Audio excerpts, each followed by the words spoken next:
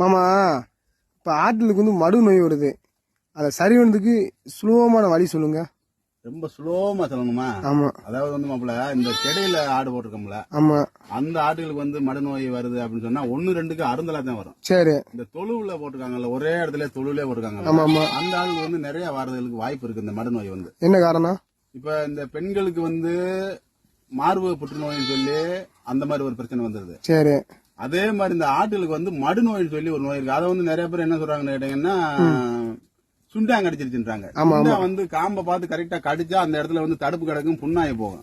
இது வந்து ஒரு மடு நோய்ங்கிற ஒரு புத்து நோய். சரி சரி. அப்ப இதுக்கு வந்து என்ன செய்யணும், சோத்து கத்தால ஒரு 2 இன்ச்சு சோத்து கத்தால வெட்டி அந்த சோறை மட்டும் எடுத்து அதை நல்லா மிக்சியில போட்டு ரொம்ப கூலா அரைச்சு அது கூட 50 கிராம் மஞ்சள் பொடியை போட்டு கட்டி சேர விடாம கிண்டி, அதே மாதிரி சுண்ணாம்பு இருக்குல்ல, சுண்ணாம்பு பாக்கெட் ஒரு பாக்கெட் சுண்ணாம்பு போட்டு அதை 3ஐயுமே நல்லா அடிக்கணும். அடிச்சு மிக்ஸ் பண்ணி குழைக்கணும். ஆமா, குழைக்கணும்னா கிண்டணும்.